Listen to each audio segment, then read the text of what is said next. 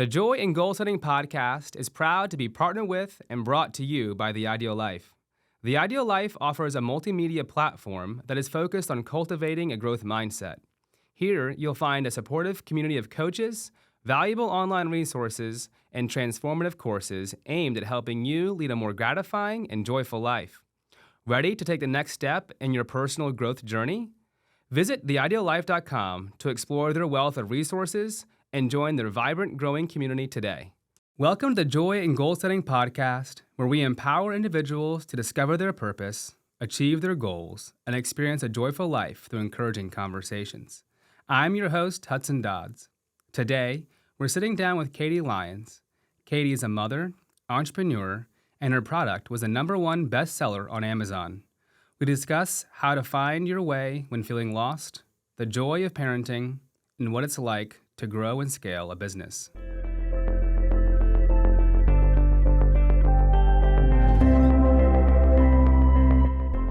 Katie, welcome to the show. So glad you're here. Thank you for having me. Yeah. So we're in the new year.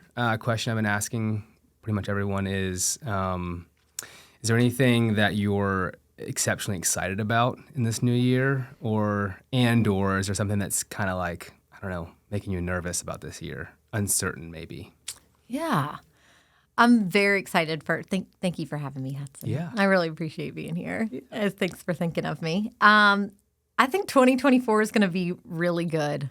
I'm one of the founders of Allegiance Flag Supply, so I think professionally we've got a really good framework of how Allegiance is going to grow in a very healthy manner this year, with a lot of new hires and a lot of purpose-driven goals that we're very excited about. And then outside of that, I'm a mom of a 1 and a 2-year-old, and I work with my husband. My husband is the other founder of Allegiance, Wes, and one of my friends from middle school, actually, Max Berry, is the other founder of Allegiance. So, Wes and I work together, so professionally we're excited, and then also we've got a lot going on at home.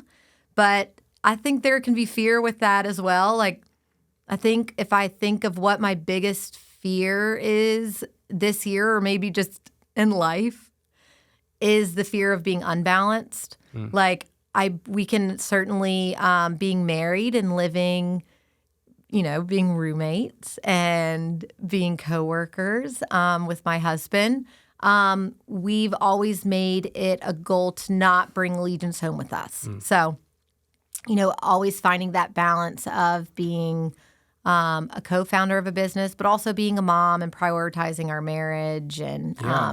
And so I think a healthy fear of becoming unbalanced in a certain way. And then also, spiritually too, always having to make sure I'm in check there and giving back to the community when I can, and my relationship with my higher power I call God. Yeah. No, I think that's wise, and I think you use the term balanced. There's been coaching a guy for over a year now, and his mantra, as we call it, is balance. And we talk a lot about that. For all of his purpose, all of his life roles were like trying moving towards balance. But I love that you use that term, and especially from the spouse side, the mom side, the spiritual side. You hit almost all of our life roles that we have for our 7 life roles we talk about, and in bringing balance. Well, maybe we'll dive right in there then. I guess one question I have is, over the past, since you started Allegiance with Wes and Max, have there been times you felt unbalanced? And if you did, what did you do to kind of rebalance yourself? Or we'll start there. Okay. I do think that there have definitely been times where I feel unbalanced, and it's like I have to, I think it comes with practice. Like, I'm getting more and more comfortable with knowing, okay, something doesn't feel right here, and learning the pause a little bit, and pausing and sitting with myself for a moment and be like, okay, you know what, I've really been throwing myself into work lately, and I really don't feel like I've been there for my kids this week like I really want to. And really forgiving yourself, moving on, and then just hey, I'm not going to be able to take that call tomorrow morning. Yeah. I'm going to take the kids into work, and I need and maybe we can do it later. Yeah. Are there any triggers? I know you said feeling. Are there any like moments you've noticed with yourself, like, oh, when I start being short or when I start doing X, like I know something's off? Is there something you've noticed in your life like that? It is, and it's usually around 3 a.m. It's like the most inopportune time when I'm like, okay, something's feeling not right. My husband's grandfather always said, live life in moderation, and like everything's in moderation. So I feel like that when I think of balance, it's everything needs to be in moderation. So like, if something is, it's usually the middle of the night that I'm like, man, my mind is spinning right now. I bring up work, but like it could be about kids, Anything, right? right. Like it could be like, wow, like I'm just like really obsessing over like, I don't know, like my son, again, they're 1 and 2, so we got low stakes behavior kind of things here. But like his teacher saying like, yeah, we're working on him needing to share. So it's like, oh my gosh, I'm just like obsessing over the fact like, well, it's spoiled. It's me. It's like I'm giving him all the things he wants. Yes. I'm causing him to be a jerk in class. Yes, it's like, okay, let's kind of balance here a little bit. And really, my spirituality is so important to me. So that's where I kind of gain those tools or kind of go into that toolbox a little bit and like, let's pray about it. Let's just give that to God. And I can do that parenting. I can do that being a spouse. I can do that with my work. Yeah, no, that's great. What you mentioned toolbox, praying, like you mentioned, it sounds like as one of those tools that you kind of really deep dive into. There are other tools that you use when you find yourself not spinning out of control, but like mind is we all do it, right? All our minds turn, and we didn't say the right thing to the right person. We should have said this, or we should have done that, or man, work is killing me here, whatever it is. So what other tools have you used to kind of like get your mind out of there and balance back? I would say the tool of being able to pause. That's a big one for me. Is just like pausing, taking a moment, letting it digest. Don't be reactive. Another thing that I like to use a lot is just keeping my side of the street clean. So it's like, you know what, like I was too quick there, or that didn't really sound right. I need to go back and like apologizing and moving on. So not dwelling on it, but just taking care of it and like just let's keep doing. And then also just reminding myself that like if I'm just focused on doing the next right thing, whatever I can feel like in my heart that really is, then I'm doing what I'm supposed to do. Then you're aligned. And you mentioned earlier kind of purpose, goals, having purposeful goals with your company. Sounds like also having your own purpose, right? And like knowing what that purpose is so that when you do make those decisions, you're aligning with something. Because if you don't have a purpose, then you can't make sure, like, how would anyone know that the right decision makes it? Like, there's nothing to hold true to. Right. So having your own purpose. So you'll have some either stated family values or have you and Wes kind of like created them and you can look back and say, well, as a family, these are the things that we kind of hold dear that keeps us as a family living out our purpose. Yes, and I think it carries over to us professionally as well. Like a word that we use at Allegiance, and we've really, again, we're a young family, so it's like vocab words in general with our kids are very new. Right. But like the words that we're using as we start Allegiance, that it's like so important to us is, so our number one core value at Allegiance is integrity.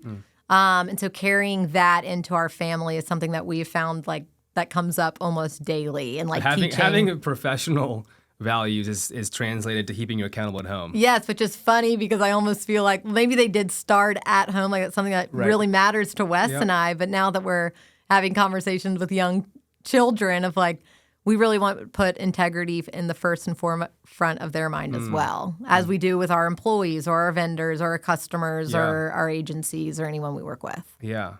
Well, let's get a little bit into Allegiance. So for those of us that don't know Allegiance, what is Allegiance? How did it come to be? All those kind of things. So Allegiance, Max West and I started Allegiance Flag Supply about 5 years ago. We make high-quality American flags made in America by supporting American jobs and 100% an American supply chain. And we also give back to military organizations with purchases as well. So we started in our garage in West Ashley.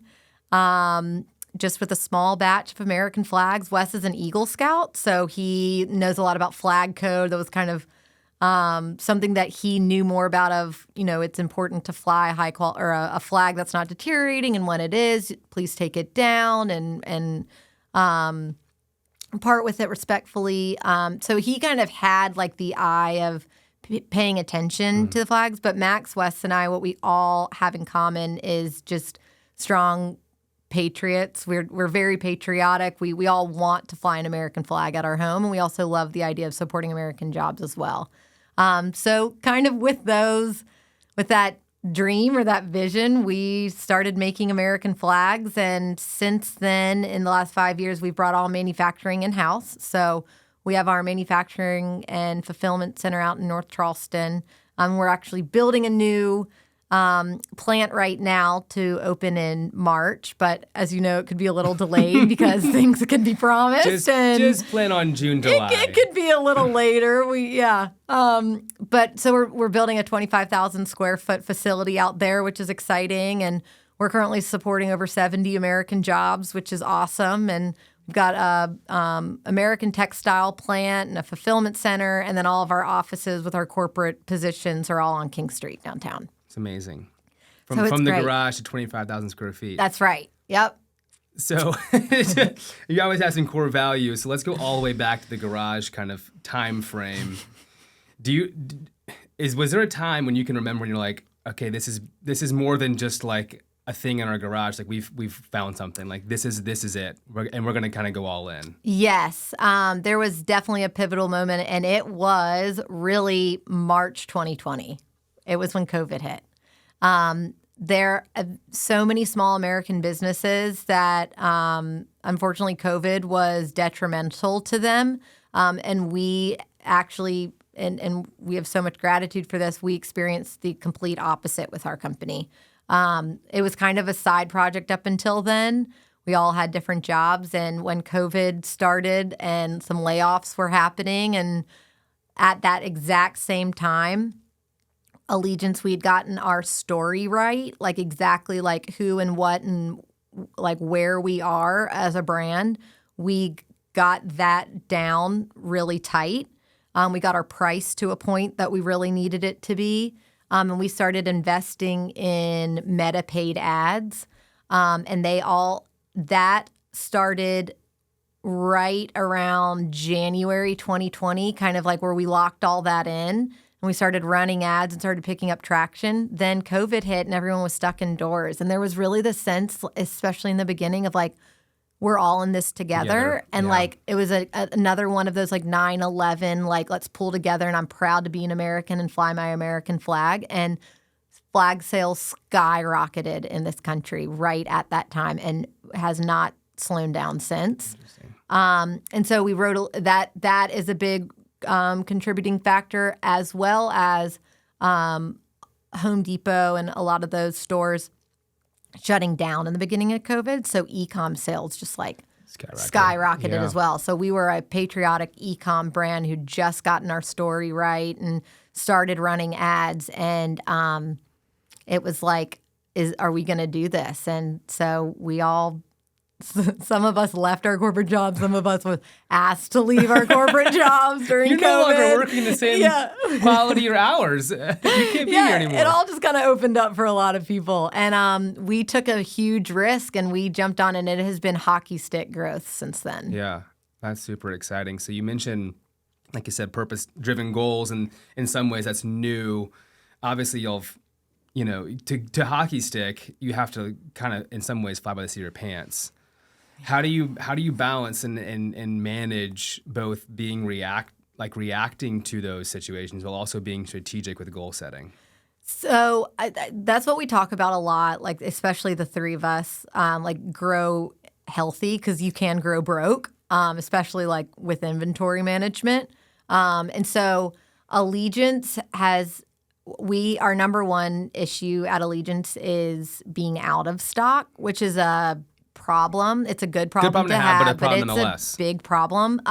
We really can't keep up with the demand, and we still haven't. And so we have never been fully in stock during our peak season, which is the months of April to really August. So it was about 6 months ago we introduced like this idea of just being like laser focused on what it is that we need to grow in a very healthy way. And when we did that, we kind of like looked under the hood a little bit. We're like, we have shiny object syndrome. Like we're constantly trying to get new people to our website and to purchase, and we don't always even have something to sell them. Like, why aren't we so as obsessed as we are with people like growing and getting eyes on our brand? Why aren't we putting that same energy into operations? And that, which also leads to like experience. It's Yes. the customer experience, right? Not just Totally. getting the customer, what is their experience like? And if they're not happy, then they're not going to be repeat or Totally. tell your story. Absolutely. And that's a huge core value of ours is prioritizing lifetime value. And if we're not offering them anything and they're on a wait list, like we're not doing our customers justice at all. So that's been our biggest shift for sure, has been our number one goal of 2024 is not taking our hand off of the marketing lever, like being able to push it down as far as we can and not sell out. Like, how do we get inventory on our shelves? And so, your first question of 2024, like I think that's really where my excitement of 2024 is going to be a great year, because this is the first time we have ever gone into a year feeling as confident as we do to be able to grow in a healthy way and not sell out, and also being like, we run national TV commercials and then having to call and say like, stop running commercials. We don't have anything to sell. That really is not a great feeling for someone that puts so much resources and time and energy in trying to get people to enjoy the experience of Allegiance. Yeah. Well, and it's not like you stop doing all the things, but to be able to be laser focused as a company allows for the energy to then go and actually do all of those things, because you're not like running from one to one. Like, this has got to get done. And of course, those things, they end up getting done almost as a byproduct. We call it like the spillover effect. When you're focused and you're achieving those little mini goals, whatever you set up for, I'm sure one of the goals is to not be out of stock in those months, right? So once you hit one of those months not in stock, like, you celebrate, it's huge, you get excited, and that releases that energy to then go and do all the other marketing pushes and events and things like that Totally have to still happen. Yes, and that kind of goes into like the inch wide, mile deep, or reverse of that. It's like we weren't like giving what is like turning our lights on the attention it needed, because we were like, oh, well, it's so much more fun to go out and start a YouTube channel. Of course, but it it's is. like, Right. Why are we starting a YouTube channel? Like, we don't have a We don't have a problem flag. with it. Yeah, no one's going to be watching. There's not even a flag to give anybody. So that was such a big shift for us. And then exactly, like once we start like really like achieving those goals, then it opens up to like, okay, we've done that. Now we can slowly start introducing like another shiny object that we're not grasping at straws. That's right. You can move the focus there once you've actually learned how to do the thing you're focusing on. Right. No, it makes total sense. If you want to discover how the Ideal Life's founder, Mark Condon, quit smoking, shed 80 pounds, established a thriving logistics company, and embraced the challenges of becoming an Ironman triathlete, all thanks to the framework we referenced in today's episode, order your copy of his inspiring book, The Ideal Life, today with their website or any major retailer. Begin your journey towards a fulfilling life filled with purpose and achievement. So you said you had some jobs prior to Allegiance. What were you doing prior to Allegiance? Yes. So, shiny object syndrome, I think, has been something for me from a long time. I had I was kind of lost for a really long time. And I don't know if anyone else can relate to that at all, but yes is the answer. A lot of folks can. And a lot of folks feel lost right now, even in a job. Right. I think so. I think or at least I hope someone else can relate to that, is I just bounced around a lot. High school for me was really hard academically. I have learning challenges that, can maybe affect the self-esteem of a young student. And I really had no idea what I was going to do. I think I freaked my parents out beyond belief. And so, after college, I moved out to LA and had a ton of fun. I needed to come home. But I went out there to work for a photographer, and we worked with Fender guitars and took a lot of cool pictures for some musicians. And that wasn't for me, so I came home, and then I think I was babysitting, and someone told me, like, wow, kids really like you. So I was like, okay, I'll become a teacher. So I did that for a little bit. And, it's really funny. Someone asked me yesterday, what's the best advice you've ever given? And someone told me one time, like, stop following the compliment. Like, I was always like, hey, you take a really good picture. Like, oh, thanks. Then I'm going to become a photographer. Or like, wow, that kid likes you. Like, well, then that's what I'm going to do for teach. Right. Yeah. Besides it's listening right. to myself. Like, what do I what really are your passions, like? Right? Yes. And I was just constantly searching for someone else to tell me what I'm good at. And so after a little of searching and bouncing around and really kind of feeling lost in my 20s, I decided that I was going to start my own company before Allegiance. I started a company called For Good, where I sold kitchen supplies online. I was a one-woman show. And it was awesome. I was the number one selling product on Amazon on Black Friday in 2015. And it was like, oh my gosh, I've struck gold. Like, this is what I'm doing. Like, I can't believe, Like, of course what I meant to do. Oh, this is awesome. Like, well, no, that didn't really last that long. But still, like, I definitely started to get, like, and we can go into why that didn't last long if you want. But I got a little bit of a taste of, like, okay, this is what I'm supposed to do. Yeah, well, actually, let's go there. So, what happened to where it didn't last long, but then that obviously prepared you for where you are now, which all of these things did, right? You learned a lot of things that you weren't, which forced you then to, like we talked about earlier, figure out, what is my purpose? I've just been doing all these things people tell me, but not really what I want to do, what I'm made to do, what I'm on this earth for. But this was a good step there. So what were the stepping stones to get from there to Allegiance, and also why didn't it work out? Yes. So I'll even back up a little bit. So when we got, Max, Wes, and I were all getting our master's degree at College of Charleston, and that's where I met Max again. And so the three of us were like hanging out all the time, and we were like, gosh, we really do eventually would love to like start our own business. Like, those are just conversations we were having all the time. The two of them, they go and start their own business and they don't invite me. And I end up being their like fulfillment person. And I was like, well, this kind of stinks. But they started a company. I'll give Max the credit. He was like on East Bay Street and seeing all those bachelorettes parties, like walk around. And he was like, where are they all buying their bachelorette gear? And they were like, him and Wes came up with this idea of packaging together like a bachelorette set. This is all you need, one-stop shop. A one-stop shop for bachelorette parties. And they like put it together in a kit from China. So this, and I'll kind of get into the opposite of this, but sourcing everything from China, very cheap, selling exclusively on Amazon, disposable, repurchasers. Like, those literally are the opposite of Allegiance. Literally the opposite of Allegiance, and those were really the things that we were focused on. Like, that's what they focused on when they came out. Yeah, cheapest to make the most money. Right, got it. And sell it on Amazon. Like, that'll be the platform.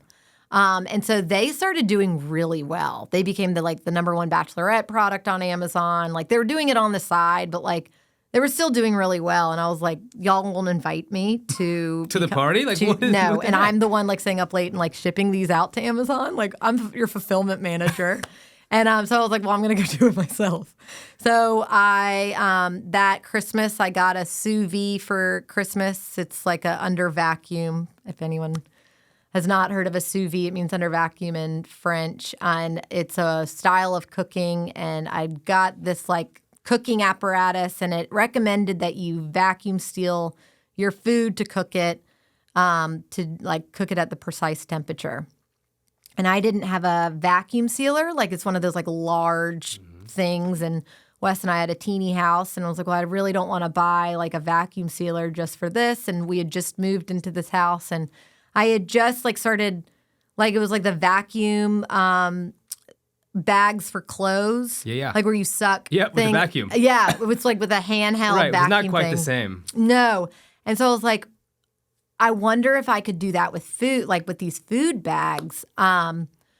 So I contacted a manufacturer in China, and I asked that were making these like moving bags for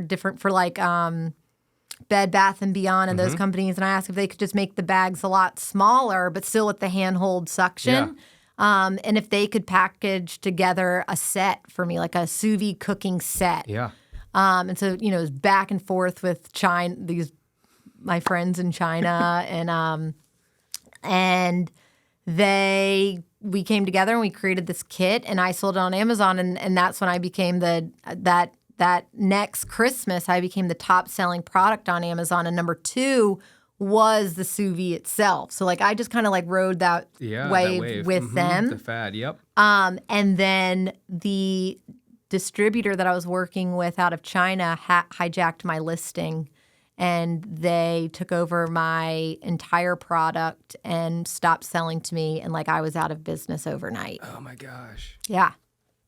So I was not really happy with the idea of not owning, having ownership of my own product, not being able to source things domestically. Yep. Not really having a real relationship with the manufacturing project, and Max and Wes started having similar feelings, and then their bachelorette kit got kicked off of Amazon. There's not a number you can pick up the phone and talk to anybody. So we were let's go out and start the antithesis of this, and we started Allegiance. That's so wild. So, it took you a lot of different kind of jobs and activities to figure out kind of where you want to go with your life. But now that you're there, looking back, folks that are kind of like you said, spinning the wheels and lost, how can someone get out of there? Well, some things were happenstance, but you just took them on yourself to look inwardly and say I need to move forward. I need to do my own thing. Yeah. After seeing other folks do it. What are some ways to get out of being stuck? I think it has to be so personal. And what a really big thing for me is, and everyone's different, and I even kind of go back and forth of even offering this because this is what worked for me, but it might not be for everyone. I started eliminating alcohol. I eliminated that from my life, and things just started getting better. I was just able to kind of reprioritize things clearer, and I don't know. That was just a really big turning point for me. And I don't really see myself going and introducing that again. I can't say never, but that has been a huge life change for me over the last many years. Yeah. And it seems like that has opened up in a lot of ways for you the ability to really hone in on values and purpose. Definitely. Right? It's giving you clarity in a lot of ways. Certainly. And just kind of removing noise and I think letting off steam in our culture certainly. And again, this is not to judge those that do that have a different lifestyle, but just for me personally, when I now have a huge day, I kind of can reprioritize what fills my cup. And it's not maybe as meaningless as something like that would have been. Right. Well, yeah. You're we talked about, you're a mom, you're a daughter, you're a sister, you're a spouse, and a business owner, and all the other things that come along with, right? So what fills your cup out? You're doing all those things. I know that all those fill your cup in some ways, but you're more than that. What are things that you enjoy doing outside for yourself that fill you up? I know being a mom is one of those, it's a title in itself or whatever it is, but the things that come with the mom, just being with my children is just the greatest joy that I currently have, and being present with them and doing things that they enjoy end up being my favorite part of the day. It's fulfilling. I just love spending time with my family. Yeah. It's really nothing specific. I don't really have like a strong hobby today that's like, it's an I love to bowl. I don't see that being I in the don't future have for you anything either. like that. But You know what? Maybe in the future I'll say like, yeah, I really picked up poker. But like today, it's just like being with my Mahjong's a thing now. Oh, so I maybe, have. See, there you go. I have started playing Mahjong a little bit. See, you're about to be a Mahjong Yes. fiend. I have started that a little after hours. Some girls have come over and Late brought night? late night being like 7:01. Brought Mahjong over, and that's been really fun. Yeah. But, no, I think, like you said, but it's someone on our season 1 talked about feeling like she needs something to fill her cup. And I think it's so important. You said prioritizing your marriage, which is not bringing work home and making that central, and your family and being present. Like all of those words are so important. I think those words do fill you up if you allow them to, instead of, well, I have to, or I must, or Definitely. this is, right? Like that alone fills you up, because we know that's part of, all those things make you up who you are as a whole. Like you're not just mom, you're not just wife, and you're not just daughter, you're not just, you're all those things. Right. And then I love back here, like gratitude on behind us right here. I think that has so much to do with it too. Like, I think it could be like, oh man, like, all I've got, like now I've got to go spend time with the kids or something. But like, that's very normal. But that's like, it's laughable, but it's real. I mean, there's a lot of folks who it's not easy, right? And it can be to a point of like, I don't, Or like I have no time have to for go me. to the office. Yeah. Like, no, I get to go to the office. Yeah. Like, you can always find gratitude in every situation. Yeah. And like, I really do 100% believe that. Yeah. Like, there's always the brighter flip of the coin. When I love how you didn't just continue being a photographer. I mean, and you didn't just continue being a teacher, because a lot of folks will just continue in there and feel stuck and feel lost, but instead you continue to search for what gave you your purpose, right? Definitely. And like something I found about myself, like I'm money motivated. Like that is just something that I had learned about myself, and teaching is such an incredible job. The teachers in our country are the true heroes, and like I believe that fully. And I've found about myself that I was looking for a goal-oriented career path that was more money-driven. And some people might even like back away of saying that, but like once I figured that out about myself, like some things started like clicking for me. Yeah. Unlock you had to do that to know this is meaningful. I want to create meaning, but this isn't filling me up in these ways. Absolutely. And also with that connection of being like independent from friends and family too. Like Allegiance is 100% bootstrap. We haven't ever taken outsider money or any investors' money or family money. And that's something that like brings so much joy and accomplishment to Max, Wes, and I. Like at the end of the day, it's the three of ours, money and attention, that is Allegiance. And like that's like, to us, it feels like the true entrepreneur spirit. Like we don't answer to anybody else. There are no investors that are like,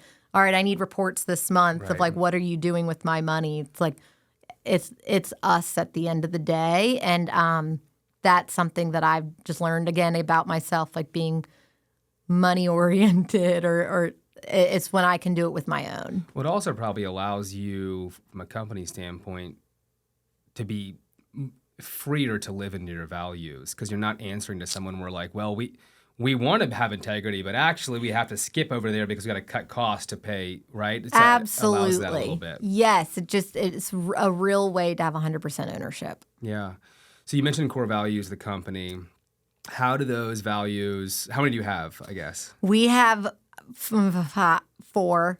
So we just went through our quarterly summit, and so nice. we're reviewing some to maybe like, as we open up new job positions. So many of our core values were originally written almost for customer service, because that was outside of manufacturing. That was kind of the first department that we opened up. So we wanted them to kind of have some values when they're speaking to customers. So we're almost looking a little bit now as we're opening up, finance positions and product development and senior creator and e-com manager. We're like, how can we make these? So that's a long answer to say we're kind of 4 or 5 right now. They're in flux. Yeah, we're a little in flux right now. How have y'all as a company, how have y'all made it a point, and what are y'all doing to ensure those values are lived by and aren't just on the wall? Yes. Right? But are actually a part of what you do. I think that's so important. Like that's something that we took. So we just brought in an HR director, and like that's kind of been her number one. We call them rocks at Allegiance. It's like her number one rock for this year is to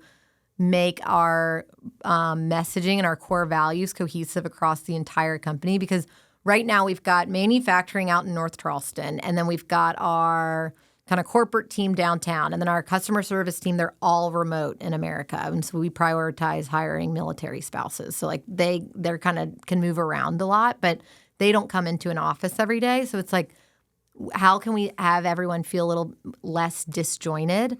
And that's been like coming in.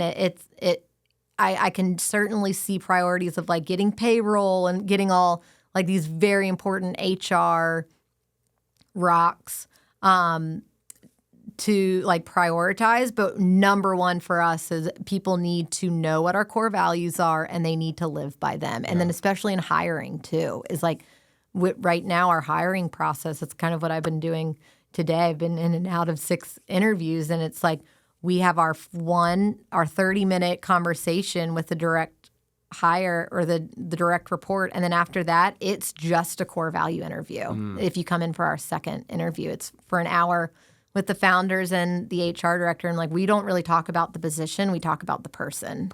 Yeah. Well, and that helps from management standpoint of retaining good people. I mean, it gives you a better chance of keeping them, and you want to be aligned. It doesn't mean they're not great people, but they need to be aligned with what you're about and what you're doing. We believe like everyone can be coached, everyone can like learn, and we live in in a world now where like information's out there. Like there's really not an excuse to kind of not know something anymore. Yep. And it's like the number one priority is like, do you get it, and do you want to be here? Yeah, yeah.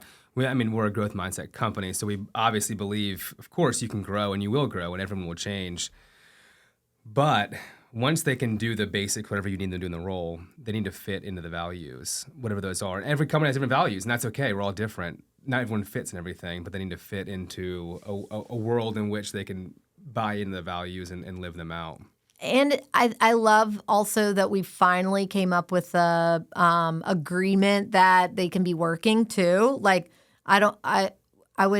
I think at first we were like, we can't ever change our core values because this is who we are. And like, we need to be rigid because we don't want to change who we are. But like, Allegiance changes as well. Like we all change. People change and companies change. And as the company grows, so do priorities and so do your value. Everything changes. Yeah, right. Absolutely. Yeah, having the flexibility is huge. I mean, from a personal and like a person standpoint, of course, like, different when you get married, when you become a mom or dad, like your values do stay the same, but they change, right? Because now all of a sudden they're not just solely focused. Mm-hmm. They're focused on a community aspect now, and that's a little bit different. Definitely. Not vastly different, but a little bit different for sure. It can get different, yeah. Yeah. So you mentioned some really cool goals that y'all have set for Allegiance. Sounds like some might be around not selling out. How do y'all go about setting those goals? What does that look like? You guys did a quarterly summit. I don't know if that's when you'll set the goals. Like, who's involved in there? What do you do? Yeah. So we have introduced something called the Entrepreneurial operating system recently. And so we kind of like just follow that framework. So within departments, once a week we do meetings. We call them L10s. So like we go in and we prioritize, we root cause issues, we put them on the issues and to-do lists, and then we just do them every week. So like everyone is very aware and on top of what it is that they need to be working on at all times, and it's not like running around with our heads cut off chickens. Yeah. So that like weekly then builds onto these like quarterly meetings that we have where Max, Wes, and I come in, and we're able to like from gathering all of these L10 meetings throughout the week leading up to them, then we can kind of see like, okay, we call them rocks. What do our rocks of this quarter need to be based on what we had done previously and what coming from these to-dos need to continue to, be what we need to tackle. So like inventory issue coming out of that. And then Max, Wes, and I have very clear different roles at Allegiance. Like I think it's very lucky, I guess, that the three of us found ourselves and we are stark in our positives that we bring to the company, but we also work well together. So it's great that none of us like overlap. Sure. Like we all know what you're going to do, and we know our role. Yeah, and in that's your expertise and your passion, so you can run through it. Right. Yeah. It's not like, did you get that? I don't know. Did you get that? It's like, no, clearly I'm not dealing with finance. Right. it's incredibly obvious. So 5 to 10 years from now, what would be like? We've knocked it out of the park. This is where Allegiance is. This is what we look like. Yeah. So, what my like role is at Allegiance is I'm all branding, creative, marketing, like anything forward facing, anything that like the public touches on Allegiance, like that kind of falls into my bucket. So, this year we're bringing in a branding agency and a creative director to really like rebrand Allegiance, but really like keep it the same. Like nothing's broken, but there's just a lot that we want to kind of do there. So I think like once we lock this like immediate goal in the next 5 to 10 years, we've certainly talked about it would be great. There's internally 2 ways that we've been calling it. One, the purveyor of all American goods, made in America.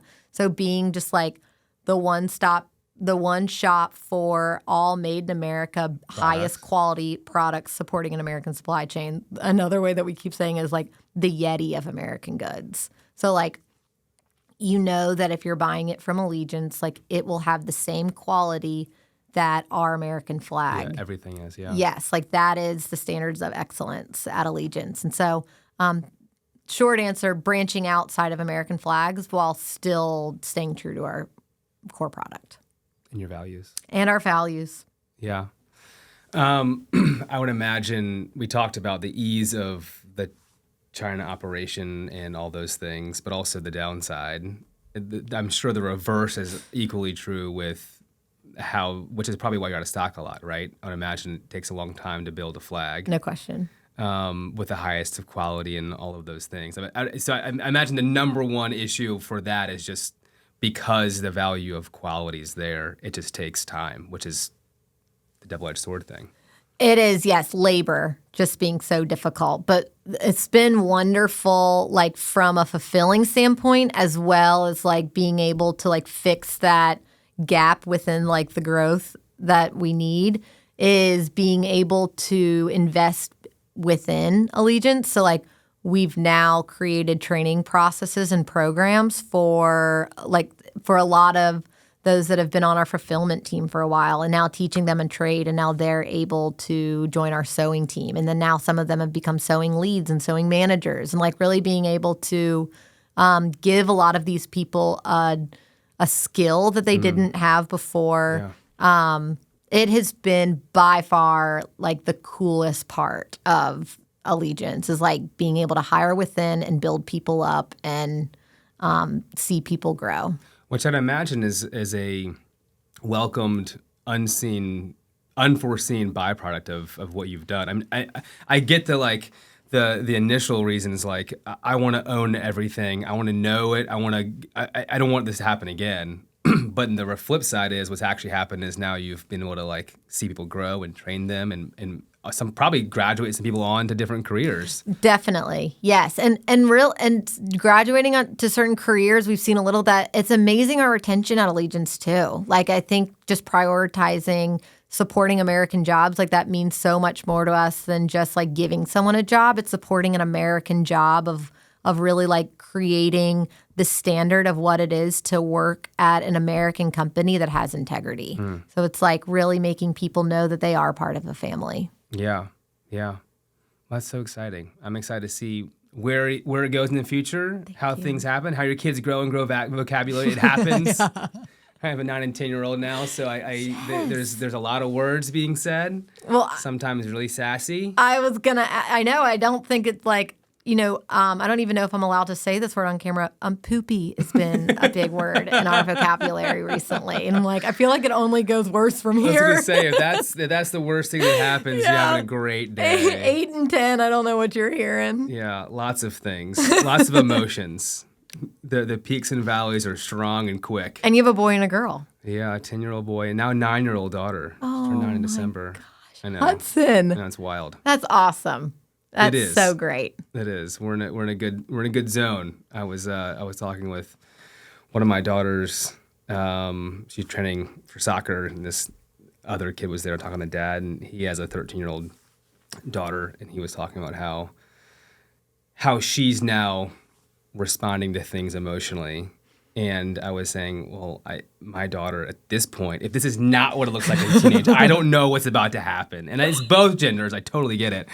But there's definitely a difference. A 13-year-old girl? I mean, I'm like, yeah, it's good, but it's going to be a wild ride. Buckle up. Exactly. I've heard that a little bit. I have 2 boys. So. Well, I'm sure you were super easy. I was like awesome. I didn't ever freak my parents out. They yeah. You were never rude. No, you saw my mom this morning. I did. Yeah. I did.